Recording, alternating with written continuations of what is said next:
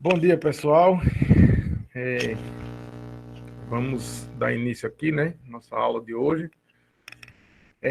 Semana passada a gente viu equações na forma integral, né? Aí chegamos na equação de Bernoulli e aí sexta-feira foi só exercício com o professor Tony. Hoje eu vou falar com vocês. Provavelmente hoje e amanhã a gente vai gastar tempos trabalhando a análise na forma diferencial. Conceitos, claro que vai ter um exercício ou outro, mas é mais a parte de conceitos, de formulação.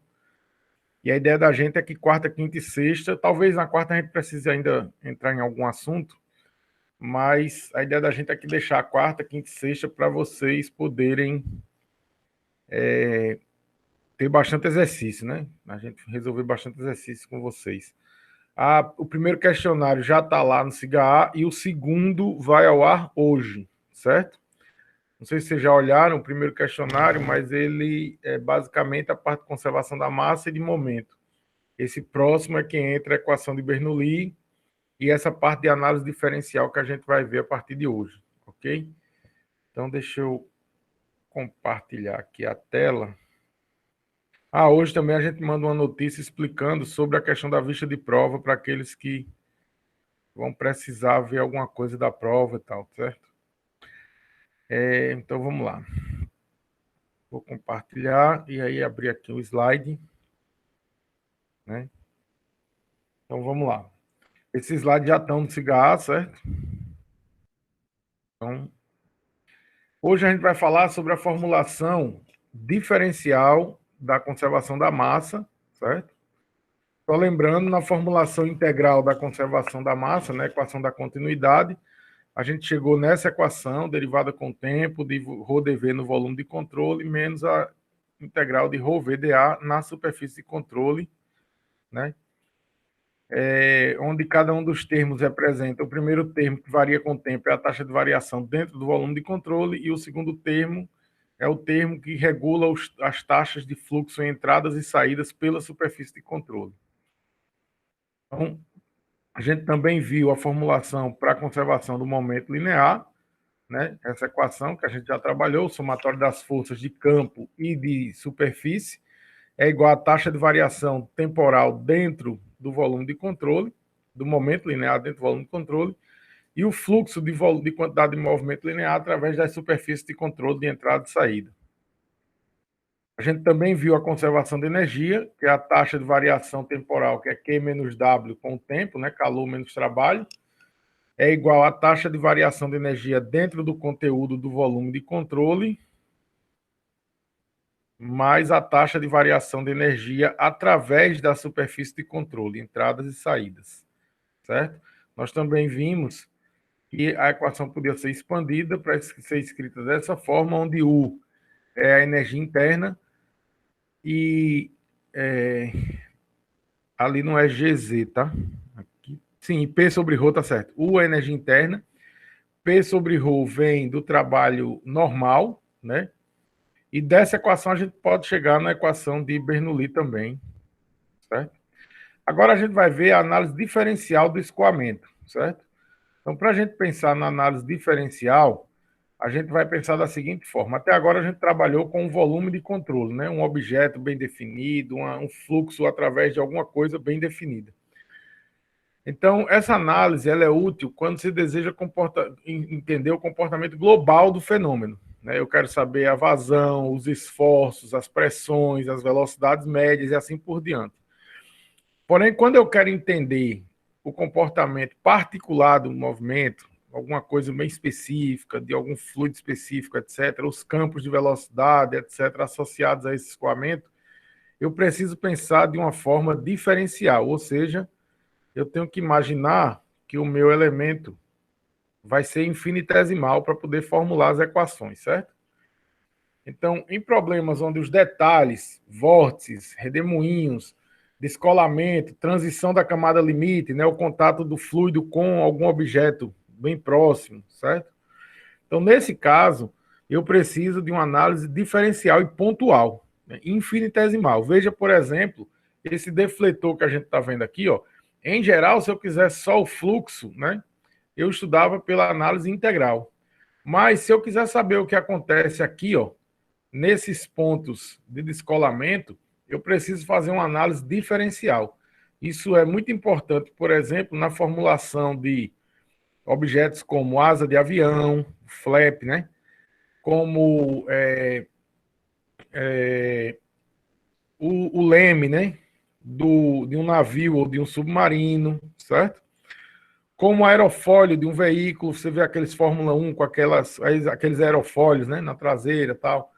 Aquilo tudo tem uma certa influência. Esse estudo detalhado aqui, ele é tão sério que, por exemplo, existem estudos na linha do scramjet, onde um objeto poderia manter voo acelerado, né, com empuxo, sem usar combustível, né, desde que ele já esteja suspenso no ar, lógico, né? Certo? Então vamos lá. Então, nesse caso, a gente precisa estabelecer essas equações que governam, que comandam esse escoamento, de um ponto de vista diferencial, certo? Que a gente possa descrever detalhadamente o escoamento produzido, associado com os campos de pressão, de temperatura, de densidade, velocidade, tensões, etc. Certo? Então, a gente vai estudar a conservação da massa e da quantidade de movimento. Então, imagine, por exemplo, o fluxo, né, de um fluido ao redor, por exemplo, de uma bola de beisebol que foi lançada, ou de uma bola de golfe que está sendo jogada, né, entre o ponto de lançamento e o buraco onde ela deve chegar, certo? Então, por exemplo, quando você pega uma bola de golfe, você vai ver que ela é toda cheia de gominhos furados para dentro, né? Como se fosse furado para dentro. Ela tem esse formato para poder garantir a aerodinâmica necessária para que quando você lance a bola usando o taco, ela siga uma trajetória que você já estudou e sabe fazer. Se você pegar uma bola de golfe, tirar aqueles gominhos, entregar para um golfista e mandar ele lançar a bola, ele vai jogar essa bola muito distante do local onde ele quer que chegue.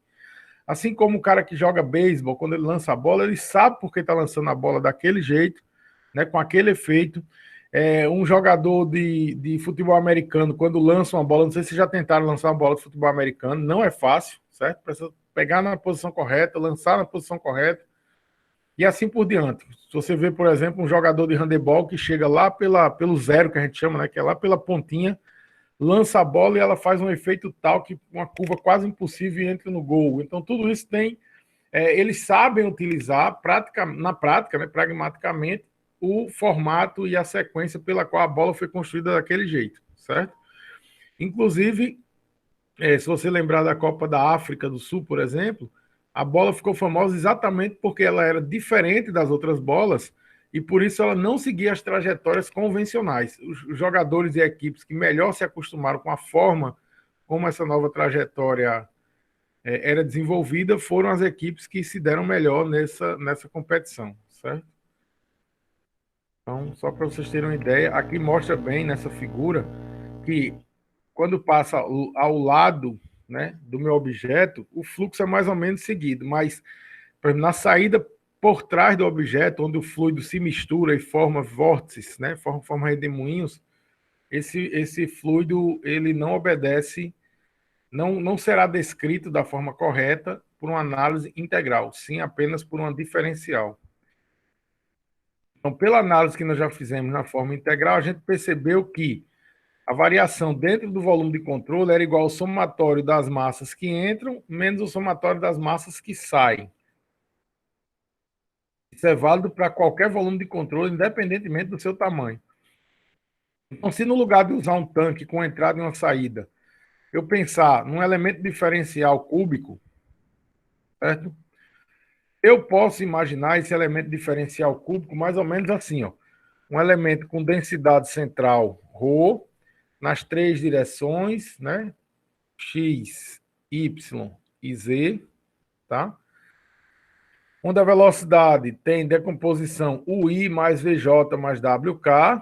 O volume pode ser descrito como dx, dy, dz, tá certo? Produto entre os lados desse cubo diferencial, né? E como é que varia, por exemplo, a minha densidade, certo? Então, veja só. O produto densidade por velocidade na face direita, né, na face direita, ele será resultado da densidade vezes a velocidade U, né? Mais um acréscimo, ou seja, o que ele está dizendo é que esse produto ρU, ele cresce da esquerda para a direita. Então, no ponto central, ele é ρU. Para cá, ele vai ser ρU mais delta de ρU dx vezes dx sobre 2, que é metade dessa distância, certo? Mas aí você faz uma expansão em série de Taylor, tá? Assim como do lado esquerdo, vai ser o mesmo resultado, só que com um sinal negativo aqui sempre, certo? Porque eu estou diminuindo. Fazendo uma expansão em série de Taylor, a gente vai lembrar, a gente já fez isso aqui, que quando você tem diferenciais multiplicadas por diferenciais, que é o caso aqui, né, diferencial quadrática, então esse elemento ele é muito pequeno em relação aos outros elementos. Então eu vou truncar minha série, minha expansão, no meu primeiro termo diferencial aqui, certo? Fazendo essa mesma coisa para todas as faces, olha só o que acontece. Você tem, por exemplo, na minha face direita, vai ser ρU mais delta ρU delta x, delta ρU, né? Ou del ρU sobre del ρx, dx sobre 2. Na minha face esquerda vai ser a mesma coisa, só que sinal negativo. E assim, face frontal, face traseira, face de cima, face de baixo, certo? Então, aqui está descrito cada valor, né, de ρU mais ou menos del ρU, del ρv, del ρw, ok? Só para vocês entenderem o que é que a gente está querendo dizer com essas faces. Agora o que a gente vai fazer é pegar aquela mesma equaçãozinha, né, que a gente já fez lá em cima, que era a variação com o tempo de ρdv no volume de controle é igual ao somatório das entradas na saída, né, somatório de massa nas entradas menos somatório de massa nas saídas. Então, olha só, como aqui é del t ρ dv, integral de ρ dv, eu vou pegar esse ρ dv aqui, certo? Vou retirar o ρ, porque nesse caso a densidade é uniforme, não varia com o volume. Aí vai ficar del ρ, del t. E dx, dy, dz não variam com o tempo. Então, o que é dx, dy, dz? É dv, certo? Então, eu fico com del ρ, del t, porque o ρ sai da integral. E o dv também, né, vai ser descrito como dx, dy, dz, certo? Porque ele é um elemento diferencial. Eu estou fazendo x, y, z. Só que como ele é diferencial, esse x é dx, y é dy e z é dz. Eu fiz a integral, mas eu substituí pelo elemento diferencial, que é, no caso, minha referência. Aí eu pego minhas entradas, ó, mais, e mais, e minhas saídas, menos, menos, menos. Vocês vão ver que o ρU cancela com ρU, ρv cancela com ρv, e ρw cancela com ρw. Isso porque tem, não apareceu aqui, mas tem um menos com tudo isso aqui, né? E aí, nós vamos chegar na seguinte situação. Só deixar claro aqui para vocês, ó. Quando você fizer isso aqui, certo? Aí, menos, que aparece na frente de todos esses termos, menos isso, vai dar mais isso aqui. Então, vai dar isso aqui mais esse mesmo número. Então, o que vai sumir é esse 2, né? Certo? Então, a gente vai agora para a equação que vai ficar com esse formato. Del ρ de t dx dy dz menos del ρ de u del x dx dy dz, tal. Dx dy dz aparece em todos os termos, então ele pode sumir, certo? Então minha equação fica del ρ de t mais del ρ de u del x mais del ρ de v del y mais del ρ w del z, certo? Isso é igual a zero. Veja, se você olhar para a sua equação da conservação da massa na forma integral, você pode comparar os termos dizendo o seguinte: ó, esse termo aqui, del ρ, del t, é aquele termo da integral que varia com o tempo. É proporcional a isso, certo? O que é que tem de diferente? A diferença é que aqui aparece o volume e aqui não, porque eu dividi tudo pelo volume, tá? Mas não tem diferença do ponto de vista de conceito. Essa integral aqui, que varia com o tempo, é essa derivada que varia com o tempo.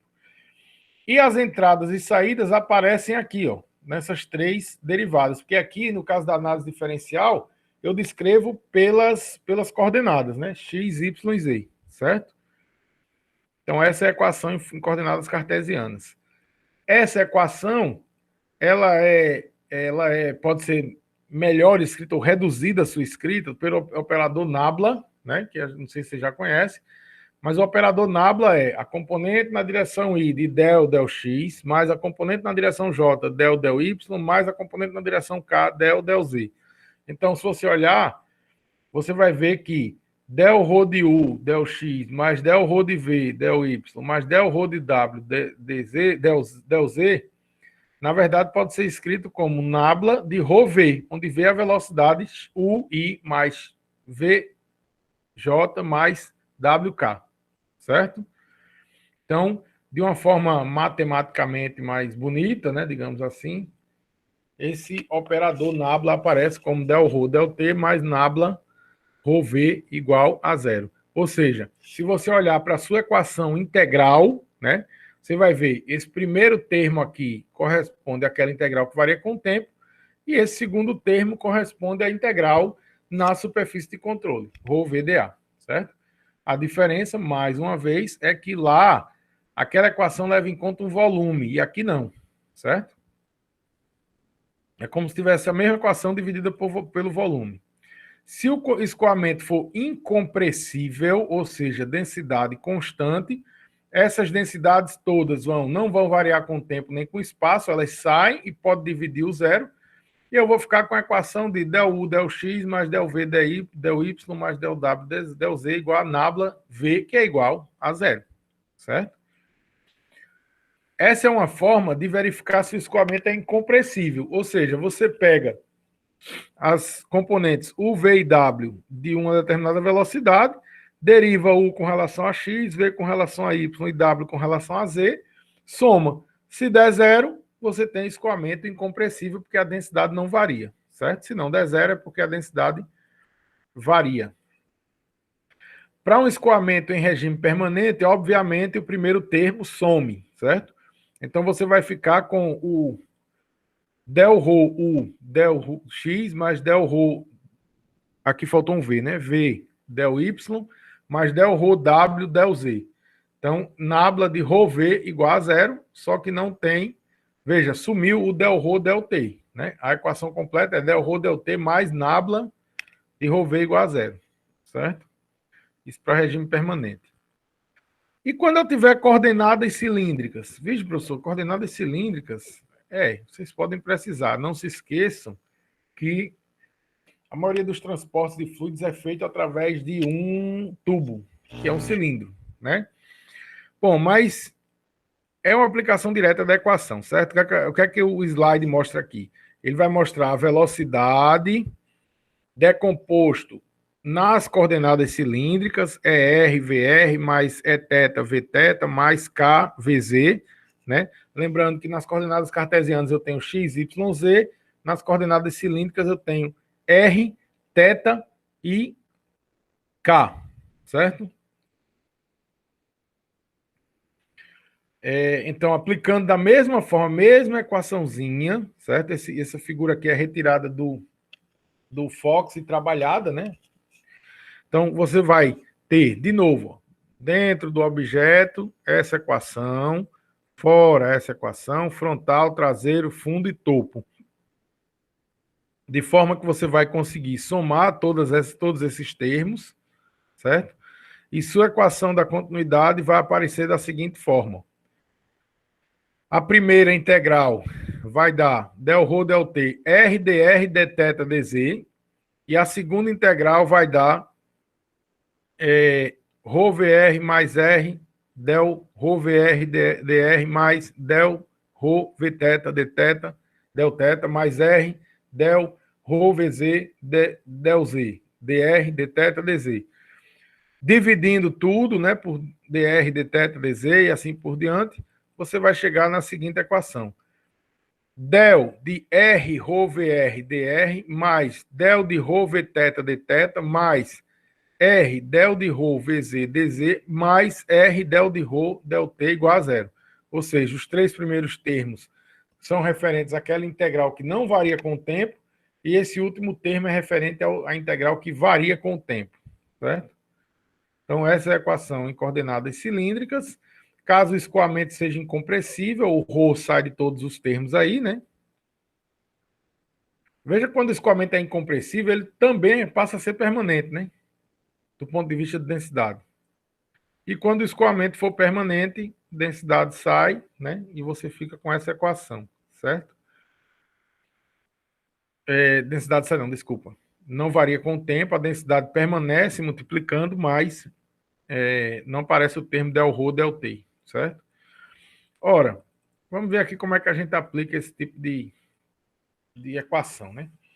Os componentes do vetor velocidade de um escoamento incompressível e que ocorre em regime permanente são definidos por U é x2 mais y2 mais z2. V é xy mais yz mais z. W é uma incógnita. A forma do componente da velocidade na direção z, W, né, o componente W, que satisfaça a equação da continuidade. E para que condição?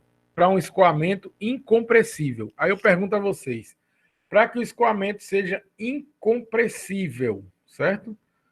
Como é que tem que ser a cara da minha equação? Deixa eu pegar a equação global, né? Vou colocar aqui a equação completinha, essa aqui, ó, amarelinha, certo? Então, pergunto a vocês, se o escoamento for incompressível, essa equação vai ficar como? Vai cortar as densidades? Todas as densidades vão sair, na verdade, del ρ, del t é zero, porque se ρ não varia, ele também não varia com o tempo. E as outras densidades que aparecem vão sair, né? E vir para dividindo zero. Então, eu vou ficar com o nabla de ρv, que é esse aqui, igual a zero, certo? Então, para escoamento incompressível, eu tenho simplesmente que o nabla de ρv, que é isso aqui, ó, del u, del x, mais del v, del y, mais del w, del z, igual a zero. Então, agora eu vou colocar lá para vocês, né, o probleminha, e vocês vão brincar de derivar, porque agora o que precisa é derivar u com relação a x, derivar v com relação a y, né? Isso será igual a derivada de w com relação a z, ou mais a derivada de w com relação a z, igual a zero. Você vai passar tudo para o outro lado e integrar w com relação a z, você vai chegar na sua função. Então, façam isso aí, por favor, para vocês exercitarem.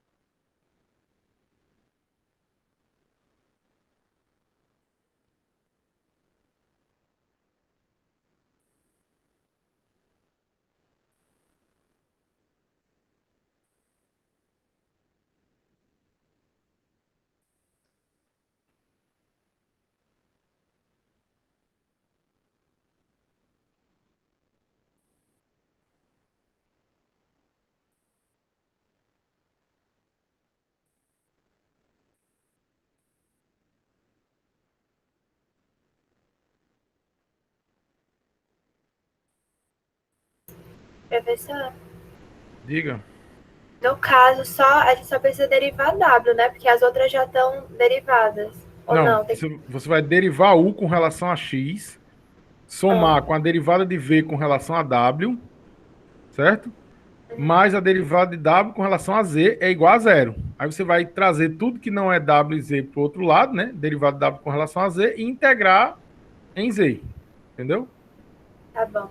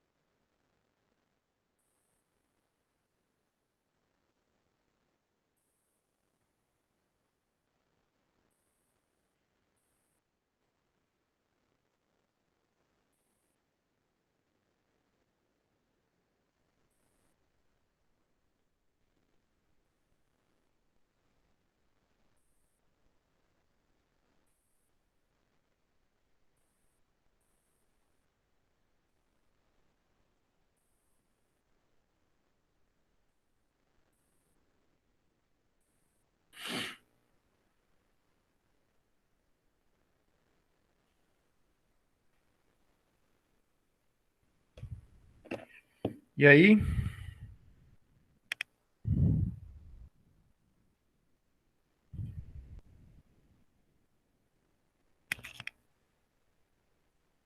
conseguiram? Travou, não travou?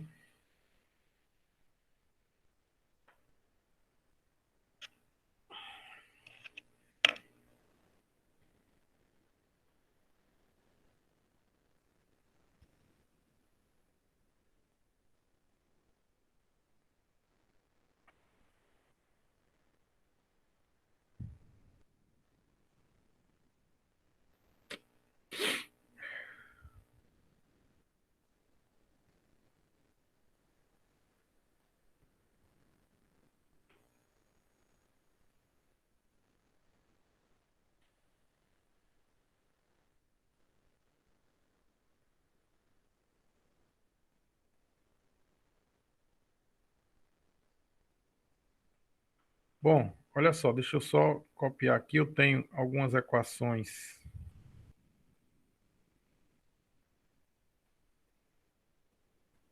inicialmente digitadas. E para essa equação, para essa questão um, como o escoamento é incompressível, esse primeiro termo é zero.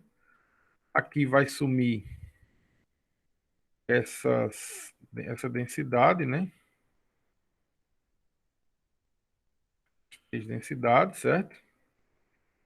E aí o que eu preciso é resolver isso aqui, ó. Del ρ de U, del ρ de X, del V, del Y, del W, del Z. Então eu vou olhar lá no meu problema, ó.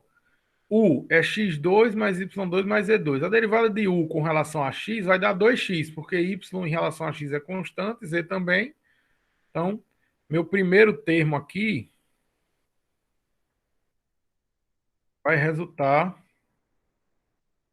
2x, certo? Del V com relação a y, quando derivar com relação a y, vai dar x mais z, correto? Porque o y aqui, quando deriva, né, some e z é constante para ele. Então, mais x mais z. X mais z, certo?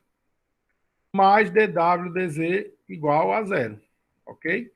Então, aqui eu posso reorganizar isso aqui, né? E vai ficar da seguinte forma. Aqui é menos. E aí eu já vou escrever menos 3x, certo? Menos z. Né?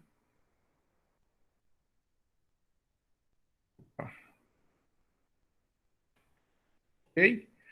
Ou seja, o que eu preciso agora é integrar isso aqui com relação, né, passar o dz para o lado direito, integrar esse lado direito com relação a z e o lado esquerdo com relação a w, certo? Então eu vou ficar com w é igual a menos 3xz, né, quando integra com relação a z, menos z ao quadrado sobre 2, z ao quadrado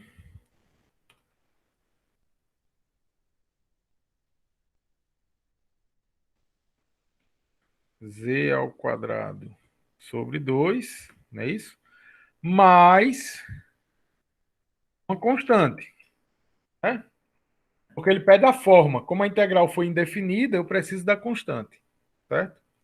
Então, essa é a minha solução para esse problema, ok?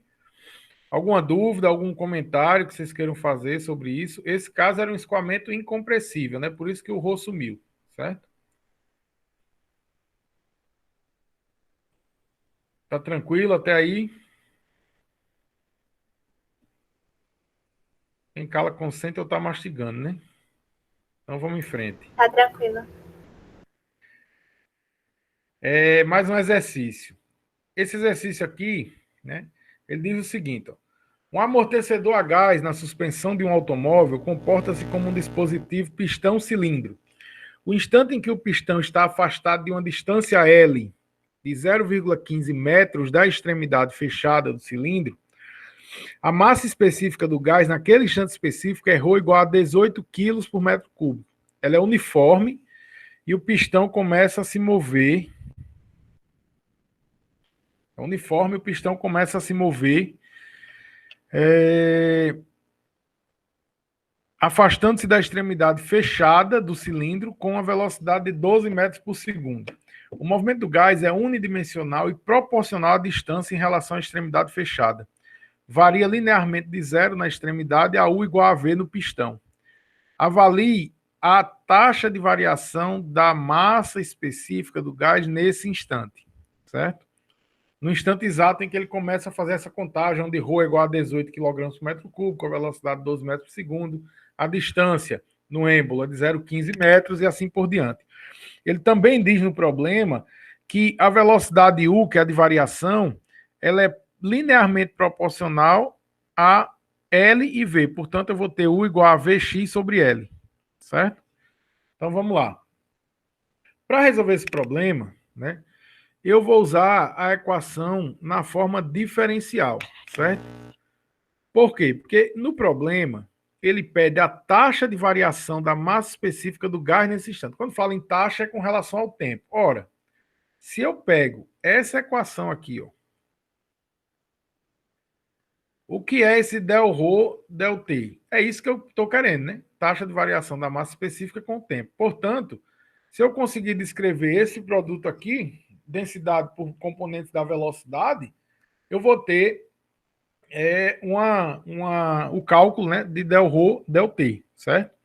Veja, neste problema aqui, lembrando, eu tenho componente X, componente Y e componente Z. Nesse problema aqui, alguma componente dessa não vai variar em alguma direção? Vamos fazer como? X é na direção horizontal, Y vertical e Z para dentro ou para fora da tela, certo? Nesse problema, vocês estão vendo aí, existe variação em X? Movimentação, variação em X? Existe. Em Y? Não, Tem Y também? acho que não. Vertical? Não, horizontal. Não, então, X é horizontal, certo? Aí em Y, tem movimento vertical, tem saída, fluxo de massa vertical, tem Tem não. alguma... E para dentro ou para fora da tela? Também não. Ou seja, minhas componentes aqui vão ser reduzidas a apenas essa componente, porque essas duas aqui vão ser zero, certo? Então, nessa minha questão 2, deixa eu precisar copiar isso aqui.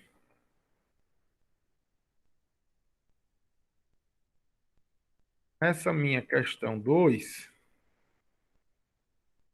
eu vou ter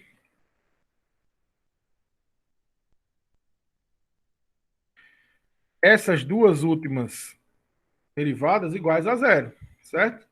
Então, na prática, eu vou ter que resolver isso aqui, ou seja, Ctrl C, Ctrl V. Só que isso aqui vai passar para o outro lado agora, certo? Menos. Aqui tem um detalhe que muita gente se engana na hora de resolver isso aqui, por causa da pressa, certo? Veja só. Isso aqui eu tenho que destrinchar essa segunda parte aqui, certo? Ctrl C, Ctrl V, certo? De forma que aqui vai aparecer um Rho. Cadê o Rho?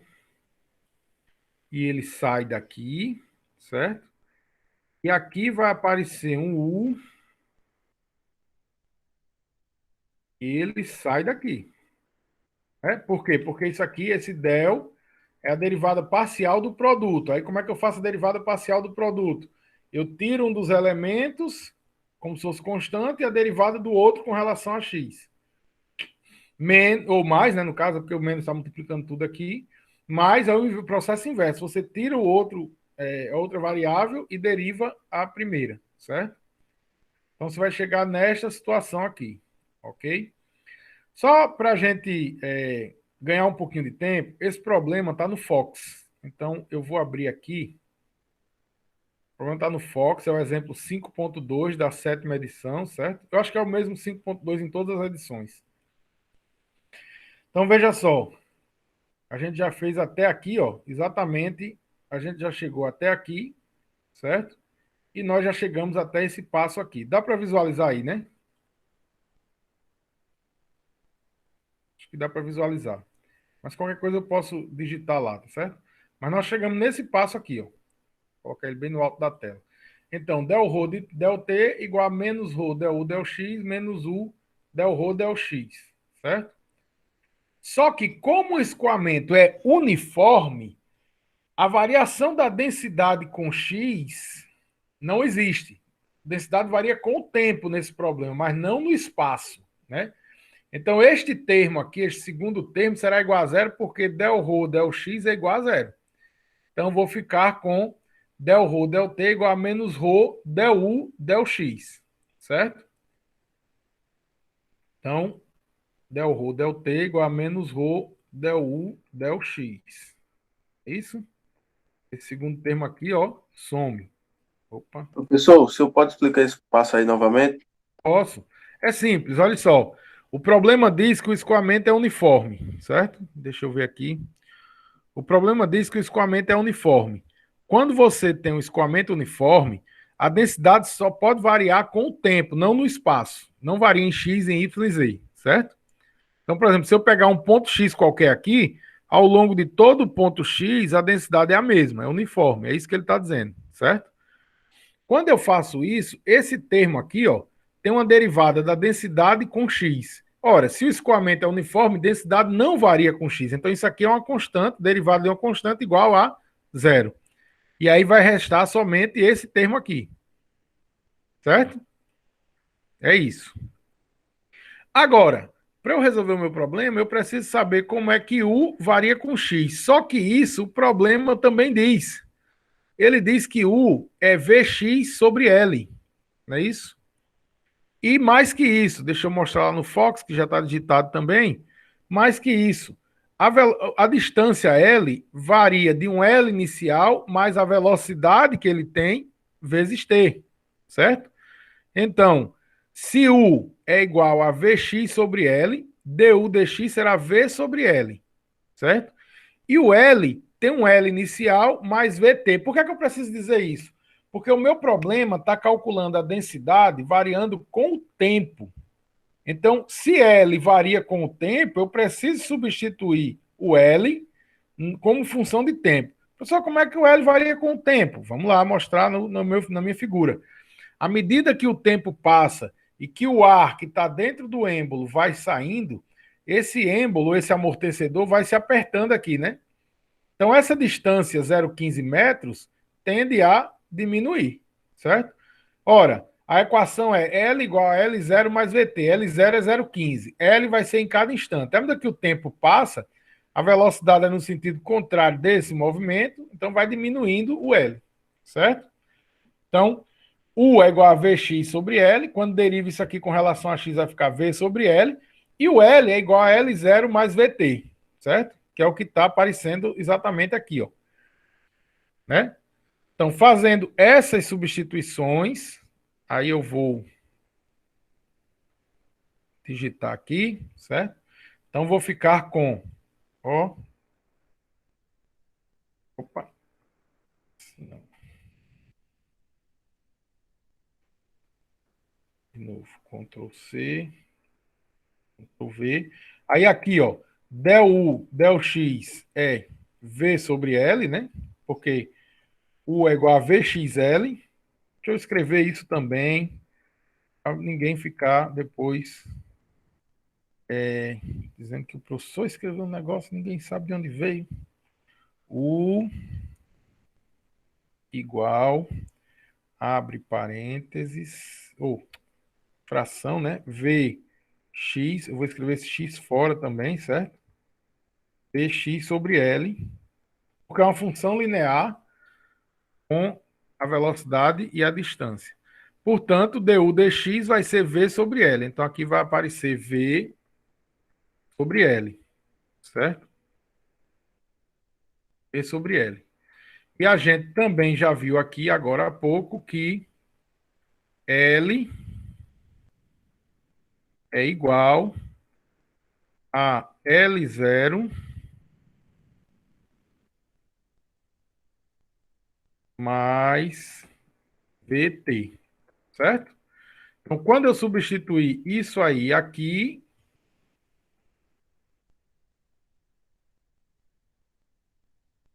eu vou ficar com V sobre... Copiar isso aqui, que é mais rápido.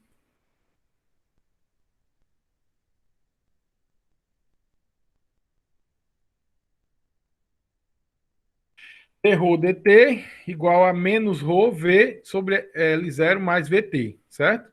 E o que eu vou fazer aqui agora é simplesmente reorganizar essa equação, né? Para ficar com as integrais, certo? Então, Ctrl C. Ó, vai ficar del Rho sobre Rho.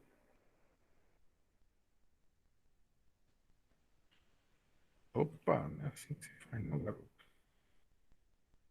Seria a equação. Ok. Aí aqui o Rho, certo? E aqui esse Rho sai daqui e aqui aparece um dt, certo? Simples assim. Agora eu preciso, né, inserir uma nova equação com as integrais. Então, vou ter que a integral desse rapazinho aqui de ρ zero, né? Faltou aqui o de ρ zero até o meu ρ no tempo t, eu vou escrever aqui somente ρ, certo? É igual a integral desse termo aqui de 0 a t, certo? Então, só para a gente não usar mais tempo, porque isso é só integral, ó. Integral de dρ sobre ρ é igual a ln de ρ sobre ρ zero, né? Estou substituindo já. Que é igual a ln de L0 mais VT. Aqui tem que ficar atento por causa dos sinais, certo? Então, que vai ficar o quê? Vai ficar, veja aqui, a derivada de L0 mais VT é V dt, certo? L0 é constante. O que é que eu estou querendo dizer? Que em cima é du e embaixo é u, né? Então vai ser uma integral de ln também, certo? Aí vai dar ln de um u qualquer, onde u é L0 mais VT. E se t igual a zero, vai dar L0. Se t igual a t, vai dar L0 mais VT. Então, na prática, vai dar ln de ρ sobre ρ zero menos ln de L0 mais VT sobre L0. Foi o que ele fez aqui. Ele jogou o sinal de menos aqui. Propriedade dos logaritmos. O número que multiplica na frente do logaritmo entra como expoente do número interno. Quando coloco menos 1, ele inverte, né? Essa posição aqui e vai ficar L0 sobre L0 mais VT, certo? Então, minha equação final vai ser ρ de t igual a ρ zero, 1 sobre 1 mais VT sobre... Ou você pode escrever do jeito que está aqui, certo? Ele só fez reorganizar, mas pode deixar assim, ó. Ρ de t é igual a ρ zero, que multiplica L0 sobre L0 mais VT. Substituindo os valores, você vai chegar no resultado de menos 1.440 quilogramas por metro cúbico segundo, certo? Quilograma por metro cúbico é a densidade, segundo é o tempo, então dá certo a minha unidade, ok? Vê como tem uma aplicação desse problema de conservação da massa? É um amortecedor, por exemplo, é uma aplicação desse problema, certo? Alguma dúvida? Alguma coisa que vocês queiram que eu repita?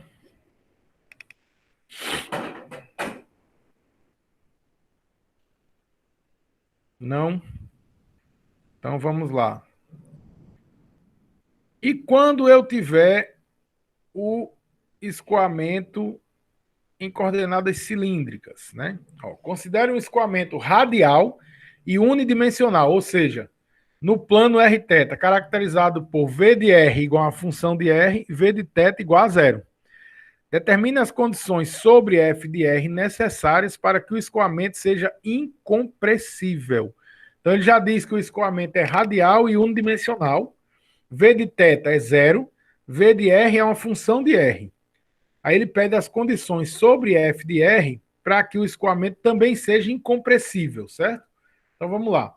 Eu vou levar para a equação na forma cilíndrica, certo? Essa equação na forma cilíndrica, né?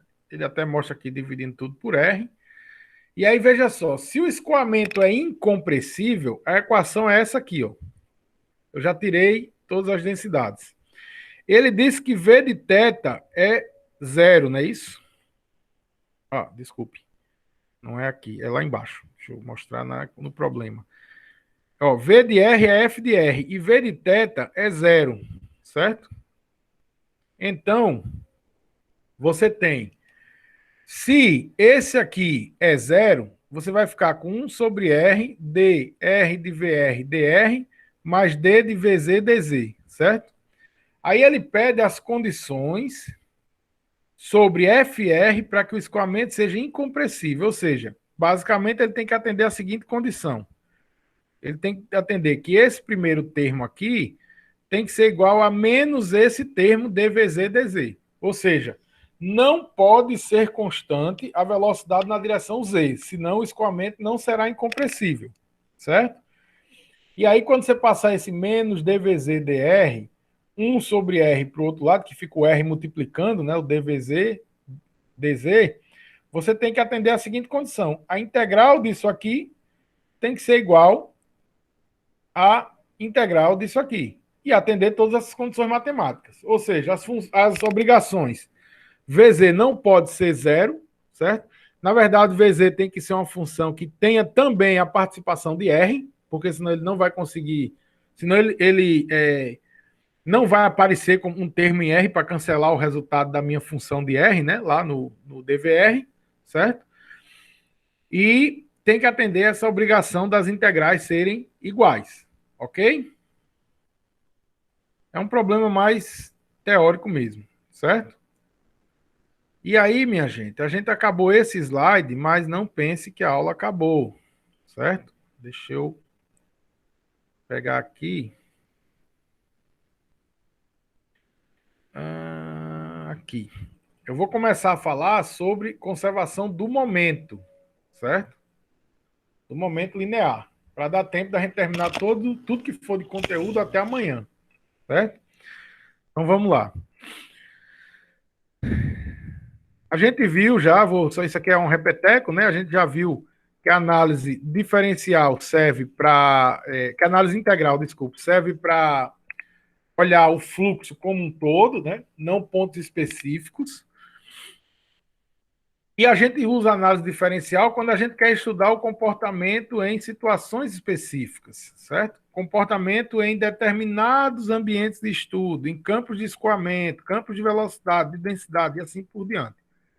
Nós vimos na conservação da massa, né, a comparação entre a análise diferencial e integral. Chegamos nesse equacionamento, né, e chegamos nessa equação, certo? Esse é um bom resumo, esse slide aqui, ó, que mostra a equação geral, fluido incompressível, regime permanente e assim por diante. Porém, vou só passar isso aqui. Ó, essa parte de cinemática da partícula fluida a gente só vai ver amanhã, tá certo? Então, vou passar isso aqui. É só uma questão de organização. Aí agora vamos para a conservação do momento linear. Uma equação dinâmica descrevendo o movimento do fluido é obtida a partir da segunda lei de Newton. Isso aqui a gente já viu lá quando viu na forma integral. Então, estou só mostrando de novo, né? Ó, força igual a massa vezes aceleração, onde isso é a derivada do momento com o tempo. O momento pode ser calculado com V rho dV, integral disso. E a força... e a força é dm dv dt, certo? Para um movimento linear, para um momento linear na forma diferencial, olha só como minha força pode ser descrita. Ela pode ser descrita como sendo o produto de, no caso, dm pelas velocidades. Isso aqui a gente viu ó, lá na conservação da massa, né? Então, isso aqui é as velocidades e mais a velocidade com o tempo. As velocidades variando no espaço e no tempo. E o dm pode ser ρ dx dy dz, que é dv, né? As forças superficiais, ou as forças de campo, desculpe, que é a gravidade, elas são descritas como ρ, g e o volume. Então, g, gravidade, ρ, densidade, dx dy dz, volume. As forças superficiais, aí a gente precisa ver quais são as forças atuando. Por quê? Em cada aresta, em cada face desse cubo diferencial, você tem uma força normal. Imagine que isso aqui é a minha face. Uma força normal na direção Y e duas forças cisalhantes, uma na direção Z e uma na direção X, certo? Então, aqui você tem tal YX e tal YZ, são as duas forças cisalhantes. E delta YY são as forças normais, certo? Então, forças cisalhantes, forças normais, ok? Para cada aresta, para cada face, você tem 2 forças cisalhantes e 1 força normal. Ou seja, 6 faces, 12 forças cisalhantes e 6 forças normais, certo? Aí, o que é que o problema vai fazer? Nós vamos pegar agora a mesma coisa que a gente fez com a densidade, só que agora com a tensão. Ó. Então, a tensão, ela cresce no sentido da esquerda para a direita, de baixo para cima e de trás para frente, certo? E aí eu vou descrever o somatório de todas essas tensões aqui. Quando eu fizer isso, tá aqui, ó. Forças na direção X, ó. Delta XX mais derivada de delta XX, dx, d2, menos delta XX, derivada de delta tal, certo?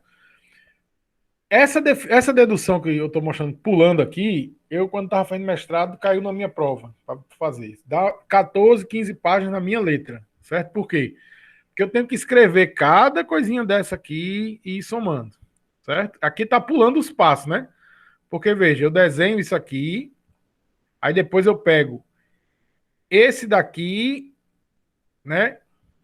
YX, menos esse daqui, YX, certo? E assim vai, fazendo um por um, tá? Que é o que eu estou fazendo aqui, ó. Isso aqui é para X, meu somatório das forças em X vai dar isso aqui, ó.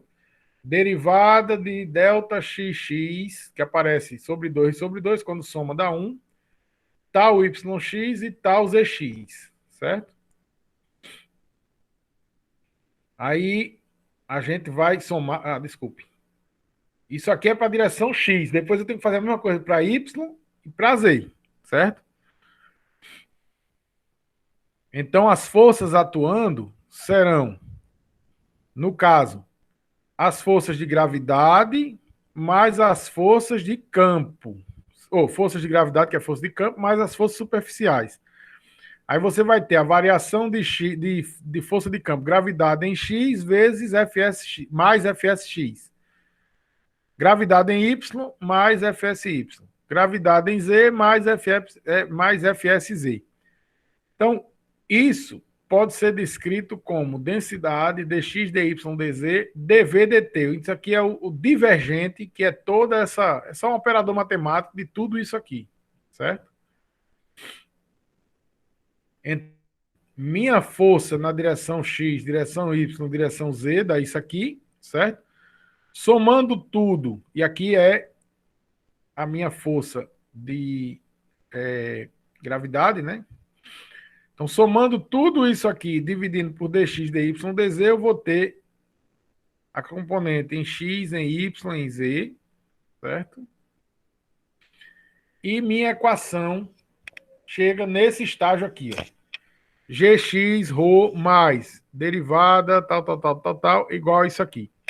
Explicar o que é cada termo desse. Esse termo que tem a gravidade é correspondente àquele FB lá nas forças de momento linear da equação na forma integral.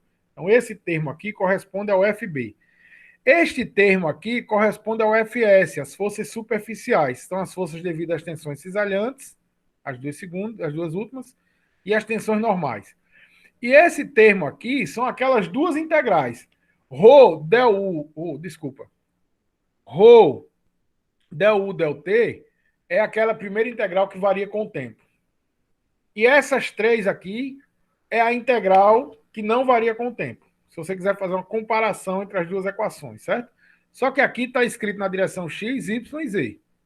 Pessoal, por que tem gx, gy, gz? Bom, depende do seu sistema de coordenadas, pode ter gravidade na direção x, y e z. Então aqui é a equação completa. Na hora que você for substituir, vai cancelar algumas coisas aí quando você for substituir, certo? Então, essa é a minha equação, né? Essa figura, inclusive, ela é retirada do próprio Fox, se eu não me engano, é do Fox. Então, esta é a minha equação da conservação do momento linear, certo? Ela representa as equações da quantidade de movimento no interior do fluidos que admitem a hipótese do contínuo. Para completar, no entanto, são necessárias equações que relacionem as tensões normais e tangenciais com o campo de velocidade, certo? Para obter equações diferenciais para U, V e W. Então, isso que a gente vai fazer agora é exatamente obter a equação de Navier-Stokes, que é uma equação também importantíssima. Se Bernoulli é muito importante, do ponto de vista da análise integral, Navier-Stokes é o ápice da análise diferencial, certo? Então, nós temos aqui, ó, por exemplo, a Navier-Stokes ela é aplicada para fluidos newtonianos. Lembra aquele negócio que a gente aprendeu que tal YX é mi du dy? Pronto, ele vai ser usado agora. Quais são esses exemplos de compostos newtonianos, né? Água, ar, gasolina, mel, em geral, são esses compostos mais convencionais, né? Então, usando essa regra de que tal é igual a mi du dy, certo? E substituindo aqui, ó, dizendo que tal yx é a mesma coisa que tal xy, que é mi dv dx mais du dy. Ou seja, isso aqui é só uma descrição no meu elemento diferencial do que é cada uma das tensões de cisalhamento nas direções yx, yz e zx, certo? Eu vou pegar, olha só o que eu tenho que fazer. Por isso que deu tanto trabalho lá na minha provinha. Eu tenho aqui tal yx é igual a mi dv dx mais du dy. Aí eu vou aqui na minha equação. Tá aqui, ó. Tal yx eu derivo com relação a y. Porém, aparece também aqui, ó. Eu derivo com relação a x. Tal zx eu derivo com relação a z. Mas tal zx aparece aqui, eu derivo com relação a x. Entenderam qual é a lógica que tem que fazer? Cada uma dessas derivadas, né? Eu tenho que pegar, derivar, aí vai dar a derivada segunda, né? Aqui dentro, tal, em alguns casos. E aí eu vou escrever também as minhas tensões normais como função da pressão e da viscosidade, certo? Esse passo aqui também é um passo um pouquinho trabalhoso, matemático. Não vou mostrar esses passos matemáticos, certo? Mas você tem que descrever para poder pegar essa tensão aqui normal, derivar com relação a x, derivar com relação a y, derivar com relação a z para jogar na minha equação de conservação do momento linear. Quando você fizer isso, vai dar essa continha aqui, ó, essa besteirinha aqui, certo? Essas duas primeiras linhas é uma coisa só, né? Aí cancela tudo que for igual, etc. E você vai chegar nessa equação, ok? Então vai cancelando, né? Tudo aquilo que pode ser cancelado. E você vai chegar finalmente nas. Deixa eu só ver uma coisa aqui, se eu esqueci de dizer alguma coisa. Não. Aí aqui você vai considerar a viscosidade constante, né? Porque o fluido é newtoniano, então é uma constante e assim por diante, certo? Derivadas segundas são consideradas nesse problema, vocês vão entender depois por quê, né? E aí eu vou chegar para esta equação aqui, que é a equação do Navier-Stokes, onde a densidade du dt corresponde àquela integral, àquela derivada da integral. Esses termos aqui correspondem à superfície de controle. Este termo corresponde à gravidade. Este termo, né, somado a esse, corresponde às forças superficiais, variação de pressão da direção x, mais as forças viscosas que atuam no meu fluido, certo? Essa é a equação de Navier-Stokes. A equação de Euler, ela é obtida quando você pega essa equação aqui, ó, Navier-Stokes, tá vendo? Essa equação de Navier-Stokes. Então, olha só. Aplicação da equação de Navier-Stokes para um escoamento incompressível com viscosidade constante e igual a zero. Ou seja, na prática, essa equação de Euler, ela é usada quando você considera que não tem viscosidade. Então, ela é aplicada, por exemplo, no espaço, né? Mas aqui na Terra, você vai ter que fazer as correções da viscosidade, certo? Que é essa equação aqui, obtida lá daquele... Essa equação é obtida de onde? Esse primeiro termo, ρ dv dt, é isso aqui tudo, certo? É ρ du dt, u du dx, mais v du dy, mais w du dz, né? O segundo termo, ρg, e o terceiro, ΔP, vem de onde? ρg é aqui. ΔP é aqui. E esse termo aqui, por que é que ele sumiu?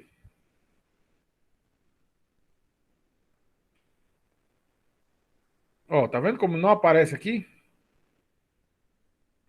Porque esse termo some e essa equação de Navier-Stokes se transforma na equação de Euler, que é aquela lá.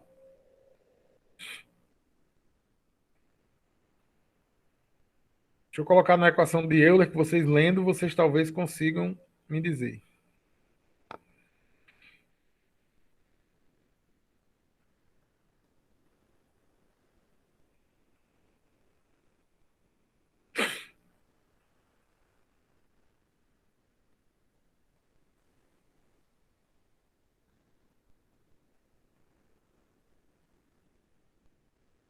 E aí?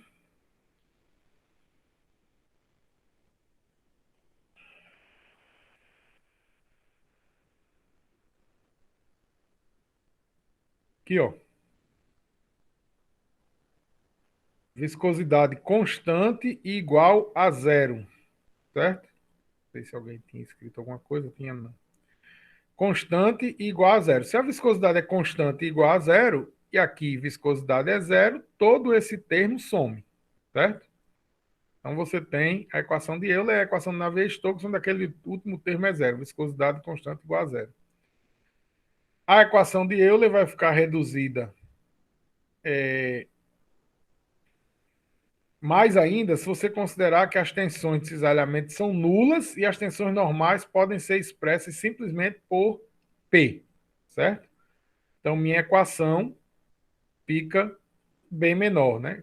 É a gravidade, P, e o divergente da velocidade, certo? Então, veja só esse primeiro exercício. Considere um escoamento em regime permanente entre duas placas infinitas, uma móvel e outra fixa.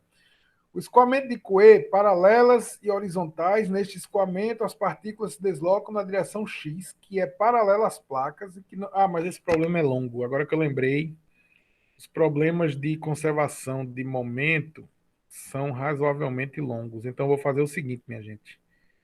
Eu vou deixar para resolver os exercícios amanhã, realmente, porque já está avançado, né? Já são 9h10. Mas, ó, são 3 exercícios. Eu peço a vocês que não se atrasem amanhã, certo? Porque, realmente, isso é uma coisa que é certeza, inclusive, de cair em prova. Não tem como não cair em prova esse conteúdo aqui do Navier-Stokes. É certo. Não tem dúvida, certo? Já cai nessa segunda unidade, professor? Só na terceira? Já cai na segunda unidade. Então, amanhã, vocês, por favor, tentem chegar no horário. Eu vou começar fazendo esses exercícios, depois a gente entra em cinemática da partícula fluida, certo? Aí você diz, vai cair uma questão dessa parte diferencial, provavelmente.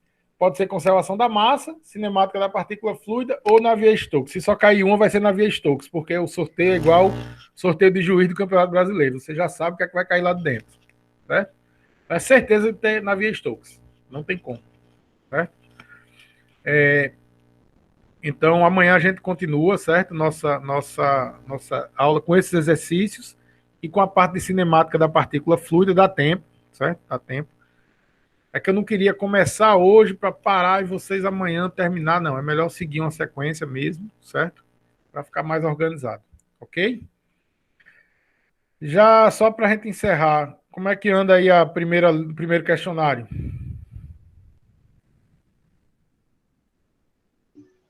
Tá tranquilo, professor. Tá dando para resolver. Tranquilo? Oh, coisa boa. Acho bom quando eu escuto tranquilo é uma palavra um pouco forte, mas assim, pelo que a gente viu, tá dando para desenrolar aos pouquinhos. Muito bem. São 25 questões no questionário para vocês exercitarem mesmo. Ali tem, porque agora é diferente da primeira unidade, tem mais variações. E se você pensar em relação à primeira unidade, não está muito distante, porque foram 3 questionários. Se eu não me engano, a média foi de 15 questões na primeira, né? Deu, acho que na faixa de 45. Esse primeiro questionário tem 25 e o segundo tem mais ou menos 20. Então deve dar por aí também, 45 questões, certo? É isso. Alguma dúvida? Então vou interromper o compartilhamento, encerrar a gravação e fiquem bem, fiquem com Deus, descansem, estudem e se cuidem. Boa semana.